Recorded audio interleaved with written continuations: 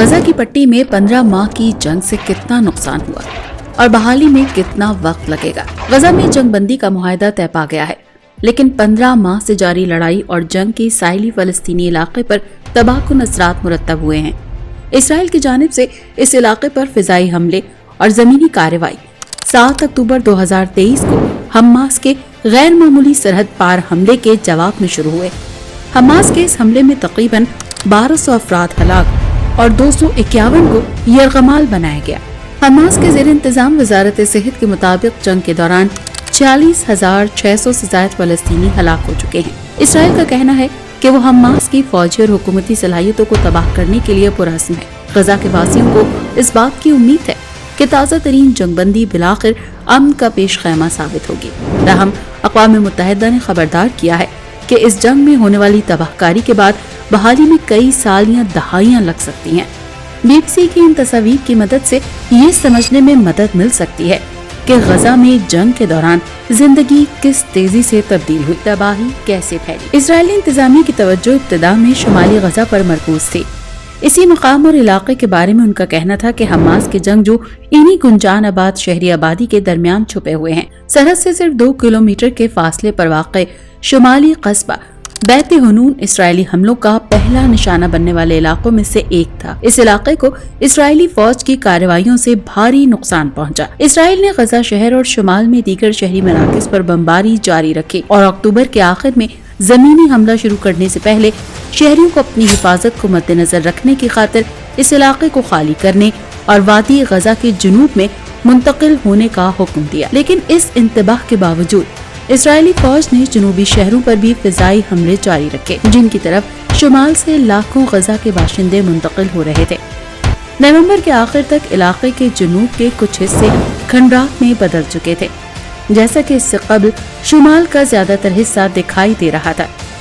اسرائیل نے دسمبر کے اوائل میں غزہ کے ایک اور اہم اور گنجان آباد علاقے خان یونس پر زمینی کارروائی کے آغاز سے قبل جنوبی اور وسطی غزہ پر اپنی بمباری کی رفتار اور شدت میں اضافہ کر دیا تھا اور جنوری تک غزہ کی نصف سے زیادہ عمارتوں کو تباہ کر دیا گیا تھا۔ سیٹلائٹ ڈیٹا کا تجزیہ کرنے والے CUNY گریجویٹ سینٹر اور اوریگون اسٹیٹ یونیورسٹی کے ماہرین کے مطابق 15 ماہ سے جاری تنازع نے ممکنہ طور پر غزہ کی پٹی میں تقریباً 60% عمارتوں کو نقصان پہنچایا ہے، جس میں غزہ شہر کو سب سے زیادہ تباہی کا سامنا کرنا پڑا ہے۔ اقوام متحدہ کے اندازوں کے مطابق تباہ ہونے والی عمارتوں میں غزہ میں 90% سے زیادہ رہائشی یونٹ شامل ہیں، جن میں سے 1,60,000 تباہ ہوئے اور مزید 2,76,000 کو جزوی طور پر نقصان پہنچا۔ جنگ کے دوران حماس سے، جسے اسرائیل، برطانیہ اور بہت سے دیگر ممالک نے دہشت گرد تنظیم قرار دیا ہے، کی جانب سے اسرائیل پر ہزاروں راکٹ داغے جاتے رہے ہیں اور اس سب کے دوران حماس کے اتحادی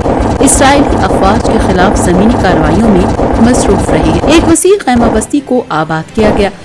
غزہ میں اس حالیہ جنگ سے قبل بھی حالات اچھے نہیں تھے اور یہاں زندگی گزارنا انتہائی مشکل تھا۔ برسوں سے خطے میں کسے داخل ہونا ہے اور کسے نہیں، اس بات کا فیصلہ اسرائیلی اور مصری انتظامیہ نے کیا۔ تاہم اس بارے میں دونوں ممالک کا کہنا تھا کہ ایسا سیکیورٹی اور اپنی سلامتی کی غرض سے کیا جاتا رہا ہے۔ عالمی بینک کے مطابق اگرچہ تقریباً 2/3 آبادی غربت میں تھی اور ہزاروں افراد اقوام متحدہ کے زیر انتظام پناہ گزین کیمپوں میں رہتے تھے، لیکن وہاں اسپتال، اسکول اور دکانیں بھی موجود تھی۔ لیکن غزہ صرف 41 کلومیٹر یعنی 25 میل لمبا اور 10 کلومیٹر چوڑا اور بحیرہ روم سے گھرا ہوا ہے اور اسرائیل اور مصر کے ساتھ بند سرحدیں ہیں۔ تاہم اب یہاں کا بڑا حصہ رہائش کے قابل نہیں۔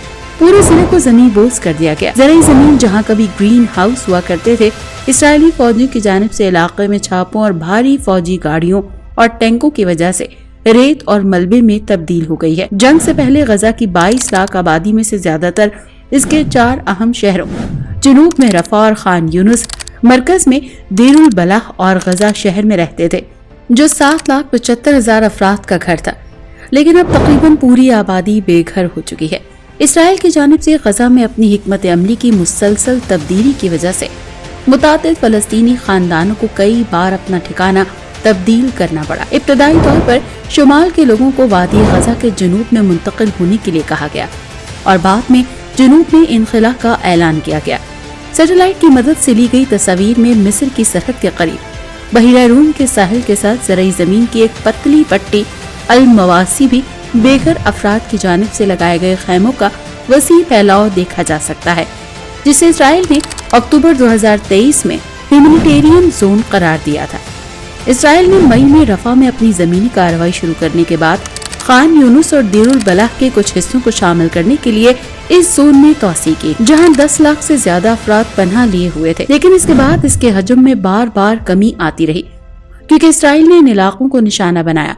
इसराइल की जानिब से इस इलाके को सिर्फ इस वजह से निशाना बनाया गया क्योंकि इन्हें इस बात का शक था कि हमास के अस्करियत पसंद बेघर होने वाले अफराद के दरमियान छुपे हुए हैं। अगस्त में अक़वाम मुत्तहिदा ने तखमीना लगाया था कि 12 लाख से ज्यादा अफराद अल-मवासी में पनाह लिए हुए हैं, जिसमें अहम बुनियादी ढांचा और बुनियादी सहूलियात का शदीद फुकदान है, और इस इलाके का हजम तकरीबन 7 किलोमीटर मुरब्बा यानी 2.7 मुरब्बा मील के करीब है। ताहम इससे कबल इसके बारे में कहा गया था कि ये इलाका 72 किलोमीटर मुरब्बे पर मुश्तमिल है, यानी कि 27.8 मुरब्बा मील। वस्ती और जनूबी गजा में अक़वाम मुत्तहिदा की हंगामी पनागाहों में भीड़ एक तशवीशनाक हद तक बढ़ गई है, जिनमें से कुछ में अपनी गुंजाइश से कहीं ज्यादा लोग आबाद हैं। दीगर खानदान खैमों या आरजी पनागाहों में या जमीन और साहिलों के खुले इलाकों में जिंदगी गुजारने पर मजबूर हैं। खुराक के लिए जद्दोजहद कहत का ऐलान करने की जिम्मेदार आलमी इदारे integrated food security face classification IPC के मुताबिक तकरीबन 18 लाख अफराद शदीद ग़िज़ाई अदम तहफ़्फ़ुज़ का सामना कर रहे हैं, जिनमें तकरीबन 1,33,000 अफराद तबाहकुन ग़िज़ाई अदम तहफ़्फ़ुज़ का सामना कर रहे हैं। कहत का ऐलान करने के जिम्मेदार आलमी इदारे integrated food security face classification की जानिब से सितंबर 2024 से अगस्त 2025 तक के हालात और तज्ज़िये में खबरदार किया गया है कि शदीद ग़िज़ाई क़िल्लत की सतह जंग शुरू होने से पहले के मुकाबले में 10 गुना ज्यादा होगी। मौजूदा जंग से पहले भी गजा की तकरीबन 80% आबादी को इंसानी इमदाद की जरूरत थी। अक़वाम मुत्तहिदा के मुताबिक 7 अक्टूबर के बाद इसराइल और मिस्र की जानिब से अपनी गुज़रगाहें बंद किए जाने के बाद तकरीबन 10 रोज तक इमदादी सामान की फराहमी मुकम्मल तौर पर रुक गई थी, और जनवरी में अब तक रोजाना तकरीबन 50 इमदादी ट्रक गजा में दाखिल हो रहे हैं। इसराइल अक़वाम मुत्तहिदा के आदाद शुमार से इख्तलाफ करता है। मार्च में वर्ल्ड फूड प्रोग्राम ने कहा था कि खुराक की ज़रूरियात को पूरा करने के लिए गजा में दाखिल होने और खुराक की तकसीम के लिए रोजाना कम अज़ कम 300 ट्रकों की ज़रूरत होगी। अक़वाम मुत्तहिदा के ओहदेदारों ने इस सूरत हाल का जिम्मेदार इमदाद की तरसील पर इसराइली फौज की पाबंदियों, जारी कशीदगी और अमन अमान की खराब सूरत हाल को करार दिया है। इसराइल का इसार है कि गजा और इसके इर्द गिर्द फराहम की जाने वाली इमदाद की मिक़दार की कोई हद नहीं, और वो रसद की तक़सीम में नाकामी पर अक़वाम मुत्तहिदा के इदारों को मोरद इल्ज़ाम ठहराता है। इसमें हमास पर इमदाद चोरी करने का इल्ज़ाम भी आयद किया गया है, जिसकी हमास की जानिब से तरदीद की गई है। गुर्बत बढ़ती जा रही है। इस तनाज़े में गजा की मईशत पर भी तबाहकुन असरात मुरतब किए हैं, जिसके बारे में आलमी मालियाती इदारे यानी वर्ल्ड बैंक का कहना है कि 2024 की पहली सहमाही में इसमें 86% कमी आई है, जो रिकॉर्ड पर सबसे बड़ा माशी तनज़्ज़ुली है। रिपोर्ट में कहा गया है कि तकरीबन 100% आबादी जंग से पहले के 64% के मुकाबले में अब गुर्बत में जिंदगी गुजार रही है, और बुनियादी सामान की कीमत में तकरीबन 250% इजाफा हुआ है। अक़वाम मुत्तहिदा के तिजारती और तरक्याती इदारे UNCTAD का कहना है कि जंग की वजह से होने वाले नुकसानात का तखमीना 18.5 अरब डॉलर है, जो 2022 में गजा की मजमूई कौमी पैदावार यानी GDP से तकरीबन 7 गुना ज्यादा है। इदारे ने अक्टूबर में मुतनब्बे किया था कि जंगबंदी के बाद भी गजा की मईशत को 2022 की सतह पर बहाल करने में 350 साल लगेंगे, अगर ये 2007 से नाफिज माशी नक्लो हरकत की पाबंदियों के तहत ज्यादा तेजी से तरक्की करने के काबिल नहीं हुआ। बहुत से तिबी मराकज़ नुकसान या रसद और ईंधन की कमी के नतीजे में काम करने से कासिर हैं। इसराइली फोर्सेस ने कई अस्पतालों पर भी छापे मारे हैं, और फौज ने इल्जाम आयद किया है कि हमास ने उन्हें फौजी मकासद के लिए इस्तेमाल किया है। हमास और अस्पताल के हुक्काम ने इस दावे की तरदीद की है। गजा शहर का अल-शिफा अस्पताल, जो कभी गजा का सबसे बड़ा तिब्बी मरकज हुआ करता था, अब तबाह हो गया है। ताहम अब इसने अपने शोबा हादसात को एक मरतबा फिर से फाल किया है। इसराइली दिफाई अफवाज IDF का कहना है कि उसने सैकड़ों दहशतगर्दों को हलाक या गिरफ्तार किया है, और इन्हें अपने 2 बड़े ऑपरेशंस में पूरे अस्पताल में हथियार और अहम खुफिया मालूमात मिली हैं।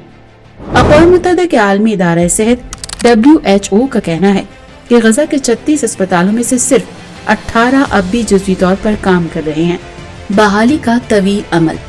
بڑے پیمانے پر ہلاکتوں کے علاوہ اقوام متحدہ کے ماحولیاتی پروگرام UNEP نے متنبع کیا ہے کہ غزہ میں ہونے والے نقصانات کی تلافی میں کافی وقت لگے گا۔ رپورٹ میں پانی اور صفائی ستھرائی کے نظام کو تقریباً مکمل طور پر ناکارہ قرار دیا گیا ہے۔ کیمپوں اور پناہ گاہوں کے ارد گرد بڑھتے ہوئے کچرے اور تباہ شدہ سولر پینلز اور استعمال کیے جانے والے گولہ بارود کے کیمیکلز مٹی اور پانی کی فراہمی کو آلودہ کر سکتے ہیں۔ ادارے کا اس بارے میں مزید کہنا ہے کہ تباہی سے 50 ملین ٹن سے زیادہ ملبہ جمع ہوا ہے۔ UNEP کا کہنا ہے کہ جنگ کی وجہ سے پیدا ہونے والے ملبے اور دھماکہ خیز مواد کو صاف کرنے میں 21 سال کا طویل وقت لگ سکتا ہے۔ ایگزیکٹو ڈائریکٹر اینگر اینڈرسن نے کہا ہے کہ غزہ میں ماحولیاتی نقصانات میں اضافے سے ان کے لوگوں کو تکلیف دہ حالات کا سامنا کرنا پڑ سکتا ہے اور ان کی بحالی میں طویل وقت لگ سکتا ہے۔